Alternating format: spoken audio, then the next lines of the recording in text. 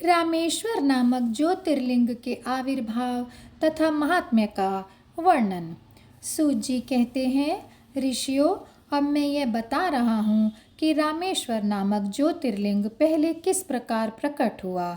इस प्रसंग को तुम आदरपूर्वक ध्यान से सुनो। भगवान विष्णु के राम अवतार में जब रावण सीता जी को हर कर लंका में ले गया, तब सुग्रीव के साथ 18 पद्म वानर सेना लेकर श्री राम समुद्र तट पर आए। वहाँ वे विचार करने लगे कि कैसे हम समुद्र को पार करेंगे और किस प्रकार रावण को जीतेंगे। इतने में ही श्री राम को प्यास लगी।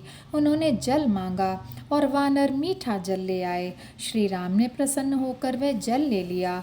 तब तक उन्हें स्मरण हो आया कि मैंने अपने स्वामी भगवान शंकर का दर्शन तो किया ही नहीं, फिर यह जल कैसे ग्रहण कर सकता हूँ। ऐसा कहकर उन्होंने उस जल को नहीं पिया। जल रख देने के पश्चात रघुनंदन ने पार्थिव पूजन किया।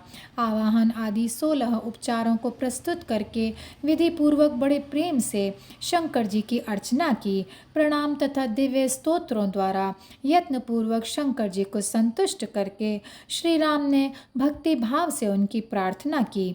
श्री राम बोले, उत्तम व्रत का पालन करने वाले मेरे स्वामी देव महेश्वर, आपको मेरी सहायता करनी चाहिए। आपके सहयोग के बिना मेरे कार्य की सिद्धि अत्यंत कठिन है। रावण भी आपका ही भक्त है, वह सबके लिए सर्वथा दुर्जय है, परंतु आपके दिए हुए वरदान से वह सदा दर्प में भरा रहता है। वह त्रिभुवन विजयी महावीर है। इधर मैं भी आपका दास हूँ, सर्वथा आपके अधीन रहने वाला हूँ। सदाशिव, ये विचार कर आपको मेरे प्रति पक्षपात करना चाहिए। सूत जी कहते हैं, इस प्रकार प्रार्थना और बारंबार नमस्कार करके उन्होंने उच्च स्वर से जय शंकर, जय शिव इत्यादि का उद्घोष करते हुए शिव का स्तवन किया। फिर उनके मंत्र के जप और ध्यान में तत्पर हो गए। तत्पश्चात पुनः पूजन करके वे स्वामी के आगे नाचने लगे। उस समय उनका हृदय प्रेम से द्रवित हो रहा था। फिर उन्होंने शिव के संतोष के लिए गाल बजाकर अव्यक्त शब्द किया। उस समय भगवान शंकर उन पर बड़े प्रसन्न हुए और वे ज्योतिर्मय महेश्वर वामांग भूता पार्वती और पार्षद गणों के साथ शास्त्रोक्त निर्मल रूप धारण करके तत्काल वहाँ प्रकट हो गए। श्री राम की भक्ति से संतुष्ट चित्त होकर महेश्वर ने उनसे कहा, श्री राम, तुम्हारा कल्याण हो, वर मांगो। उस समय उनका रूप देखकर वहां उपस्थित हुए सब लोग पवित्र हो गए। शिव धर्म परायण श्री राम जी ने स्वयं उनका पूजन किया। फिर भांति भांति की स्तुति एवं प्रणाम करके उन्होंने भगवान शिव से लंका में रावण के साथ होने वाले युद्ध में अपने लिए विजय की प्रार्थना की। तब राम भक्ति से प्रसन्न हुए महेश्वर ने कहा, महाराज, तुम्हारी जय हो। भगवान शिव के दिए हुए विजय सूचक वर एवं युद्ध की आज्ञा को पाकर श्री राम ने नतमस्तक होकर हाथ जोड़कर उनसे पुनः प्रार्थना की।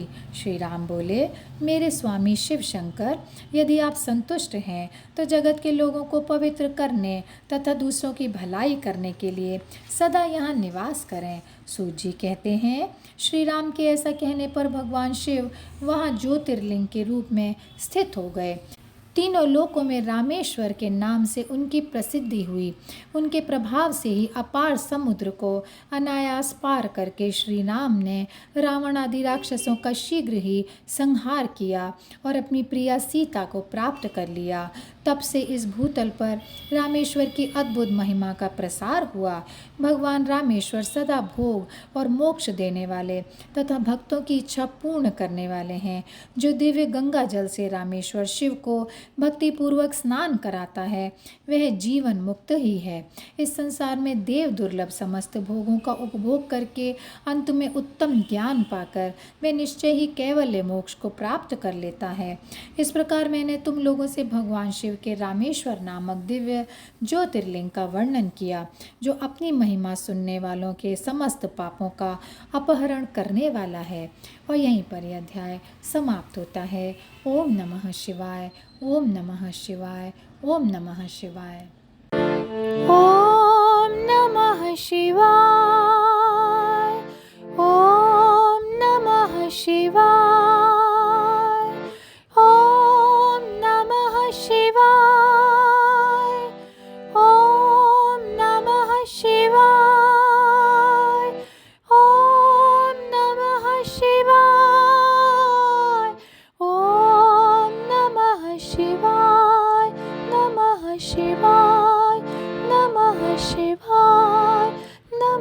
शिवाय।